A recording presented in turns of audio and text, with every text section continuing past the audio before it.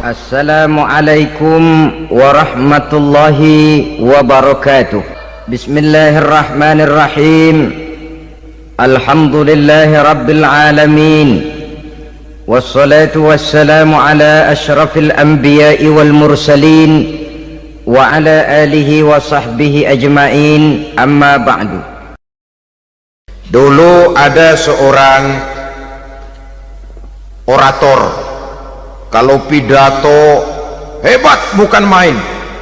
Kalau dia bernada gembira, semua orang senyum. Kalau dia bercerita tentang sesuatu yang sedih, satu masjid orang nangis. Orang tanya kepadanya, "Pak, bisa pidato begitu hebat, siapa yang bikin?" "Ya saya sendiri." Istrinya dari belakang bilang, "Tidak, yang bikin pidatonya hebat saya." Kata suaminya, "Mana bisa, saya." Kata istrinya. "Kalau saudara tidak percaya, tunggu Jumat depan, dia khutbah Jumat, saya akan bikin khutbahnya tidak hebat," kata istrinya. Sudah hari Rebo, siap-siap mau bikin konsep khutbah, baru mau nulis, datang istrinya, "Bang, tolong pegangin anak, saya mau ke warung." Mau bikin konsep lagi, kata istrinya, "Bang, tolong ini, tolong itu, tolong ini." Sampai mau berangkat khutbah Jumat, khutbah belum selesai dibikin. Begitu naik mimbar, kehabisan bahan. Sudah 10 menit masih amma ba'du. Ini yang dengar heran, ini orang kok bicaranya bisa cuma amat sama badu saja. Di situ kelihatan, saudara-saudara, betapa peran serta istri yang walaupun tidak kelihatan oleh pandangan mata yang zahir, tapi teramat sangat menentukan. Sekali lagi, tidak ada seorang suami bisa sukses jadi apapun dia tanpa peran serta istrinya di rumah. Tidak ada kemajuan yang bisa diperoleh kalau tidak karena peran serta istrinya di rumah.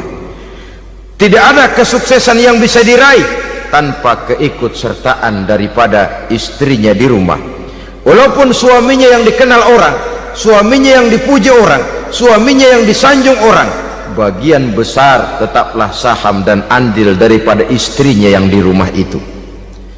Ini makna an-nisa imadul bilad. Dari istri-istri Rasul kita bisa menemukan figur-figur wanita teladan. Sehingga keliru kalau kaum orientalis barat mengatakan Rasulullah itu katanya sesungguhnya adalah seorang seks mania, istrinya banyak. Oh, ini memang bajingan ini orientalis ini. Kalau Rasulullah itu seorang seks mania, tentu yang dinikahinya itu pertama jelas gadis semua, yang kedua tentu cantik-cantik semua. Dari istri-istri beliau yang dikawininya dalam keadaan gadis cuma Siti Aisyah, selebihnya janda. Apa pertimbangannya? Menyantuni yatim-yatimnya, mengayomi janda-janda yang ditinggal suaminya gugur di medan perang, untuk memperkuat keimanannya. Itu pilihan utama Rasul. Kita sekarang ini ya ngakunya sih ikut sunnah Rasul, cuma sunnahnya urusan kawin melulu. Ada duit sedikit, kawin maning.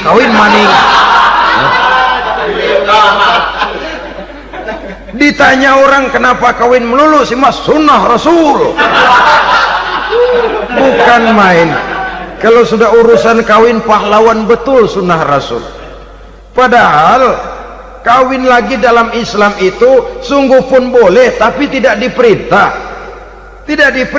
Memang cuma boleh itu kalau dalam pesawat itu cuma semacam emergency exit lah ya, yang tidak boleh sembarang waktu bisa dibuka.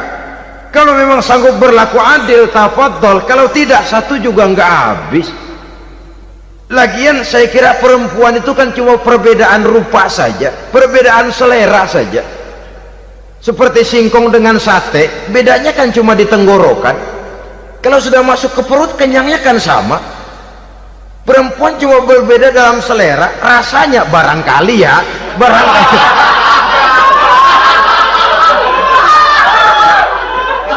barangkali tidak jauh beda.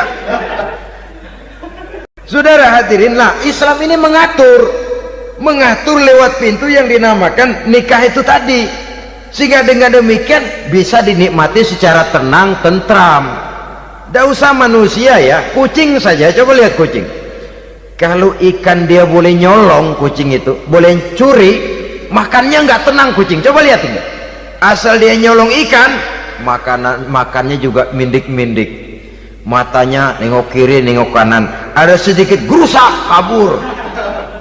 Secara nalurinya kucing tahu kalau ini ikan curian, makannya nggak tenang dia.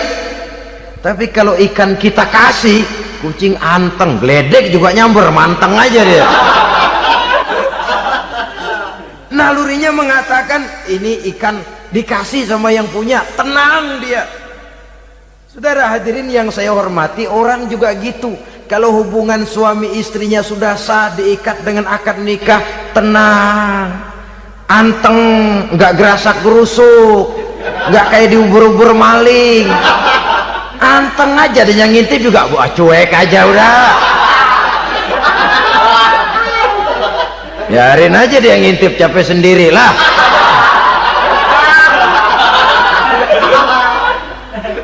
Tapi kalau nyuri-nyuri, coba lihat dah, mana di kebun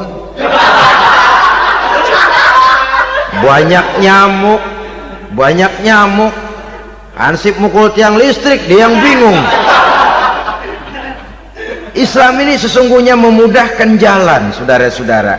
Jadi sebagai social agent, wanita bisa berperan untuk itu, apalagi untuk hal-hal yang menyangkut wawasan kemanusiaan, di mana kaum wanita karena emosinya lebih tinggi daripada kaum laki-laki, dia sangat peka terhadap masalah-masalah yang menyangkut kemanusiaan. Hatinya mudah tergugah, perasaannya cepat terenyuh, dengan penderitaan dia cepat tergugah. Dia bisa menjadi social agent tanpa harus melupakan fungsi utama sebagai istri dan sebagai ibu dari anak-anaknya, sebagai istri dari suaminya. Dahulu Al-Quran pernah menceritakan betapa istri-istri pembesar di istana mewah di zaman Nabi Yusuf. Kalau istilah sekarang nyonya-nyonya jet set, nyonya-nyonya VIP, betapa mereka mau memporak-porandakan keimanan seorang pemuda seperti halnya Nabi Yusuf alaihi salam. Dan Nabi Yusuf kemudian ternyata tidak mau jadi gigolo yang kerjanya hanya menyenangkan wanita-wanita jet set kelas VIP ini tadi. Sesungguhnya ini cuma satu simbol yang kejadiannya bisa saja terjadi pada zaman modern dalam versi dan kondisi yang berbeda. Namun bagaimanapun juga, wanita dengan peranannya sebagai social agent, sebagai penggerak masyarakat, sangat besar pengaruhnya dalam ikut mewarnai perkembangan suatu negara. Seorang suami perlu memberikan dorongan kalau istrinya aktif di bidang sosial, asal dengan catatan saja, fungsi sebagai istri, fungsi sebagai ibu jangan sampai terlantar karenanya. Bahkan saya katakan tadi, di zaman sekarang wanita tidak lagi hanya berfungsi sebagai social agent, bahkan sebagai national agent, penggerak dari satu bangsa. Muncul wanita-wanita yang jadi menteri, yang jadi anggota DPR, bahkan yang jadi kepala desa dan lain sebagainya. Secara umum memang ar-rijal qawwamuna 'alan nisa, laki-laki adalah pembimbing bagi kaum wanita karena kelebihan fisik biologis, kelebihan kemampuan intelektual dan lain sebagainya. Namun wanita pun boleh saja menjadi social agent sepanjang catatan yang saya sampaikan tadi. Jangan sampai melupakan kodrat kewanitaan, jangan sampai mengalahkan fungsi sebagai istri dari suaminya, sebagai ibu daripada anak-anaknya. Nah, kemudian fungsi yang keempat di bidang ilmu pengetahuan. Islam memberikan kesempatan yang sama kepada kaum wanita. Thalabul ilmi faridatun ala kulli muslimin wa muslimatin menuntut ilmu itu wajib hukumnya bagi orang Islam baik laki-laki maupun perempuan, sampai dibentuk kalimat pengecuali khusus ini, muslimin wa muslimatin, bagi muslim laki-laki, bagi muslim perempuan. Dan alhamdulillah, kalau dulu di zaman Raden Ajeng Kartini nasib perempuan berada di balik pintu yang digembok rapat-rapat, siklusnya berputar cuma sumur dapur kasur, kasur sumur dapur, dapur sumur kasur, melingkar di situ satu saja peranan kaum wanita. Memberontak jiwa Raden Ajeng Kartini, menuntut persamaan bahwa wanita berhak maju sama dengan laki-laki. Entah Islam sejak 14 abad yang lalu sudah mencanangkan ini, menuntut ilmu wajib bagi laki-laki dan perempuan beragama Islam. Orang Islam baik dia laki-laki baik dia perempuan wajib menuntut ilmu. Ilmu dalam artian umum, tidak hanya sekedar fikih tauhidnya, ya, di bidang kedokteran, di bidang teknik, di bidang hukum dan lain sebagainya. Ini yang perlu dibanggakan. Kalau perlu, ini yang perlu diadakan kontes IQ, wanita yang paling berprestasi di bidang ilmiah, wanita yang punya prestasi di bidang menjaga kelestarian lingkungan hidup, wanita yang punya prestasi menggerakkan sosial, menyantuni yatim piatu, memelihara kesehatan. Adakan kontes macam itu untuk mendorong. Ini enggak, kalau kontes yang diukur betis, bibir, pinggul, payudara, lubang hidung, ukur sekalian kita. Apa manfaatnya dan apa unsur pendidikan yang ada di dalamnya? Tidak menguntungkan, tidak mendidik, dan tidak membawa manfaat, kecuali lalu yang timbul pola hidup konsumen, pola hidup konsumer, pola hidup yang material, pola hidup yang pola hidup yang gemerlapan. Ya, kalau oleh anak-anak muda yang terjangkau, kalau tidak, dia hanyut ditelan mimpinya.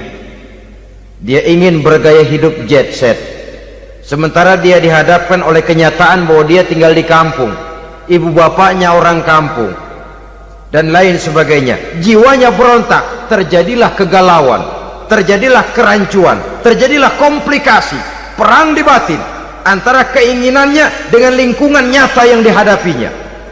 Dan kalau sudah ada gejala semacam itu, penyakit-penyakit kejiwaan akan mudah muncul.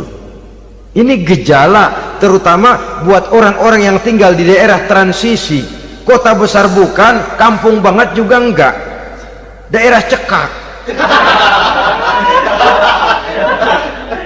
Akibatnya gayanya ya sering gaya enggak karu-karuan, gaya kepalang tanggung jadinya.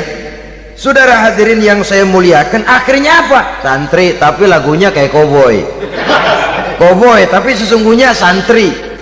Maka di bidang ilmu pengetahuan, wanita mempunyai peranan yang sangat besar. Dia bisa tampil dengan karya-karya ilmiahnya yang membawa manfaat bagi perkembangan agama, bangsa dan negaranya. Majulah kaum wanita dengan ilmu pengetahuan, tuntutlah ilmu seluas-luasnya. Inilah yang kita sampaikan pada kesempatan ini. Terima kasih atas segala perhatian, mohon maaf atas segala kekurangan. Wassalamualaikum warahmatullahi wabarakatuh.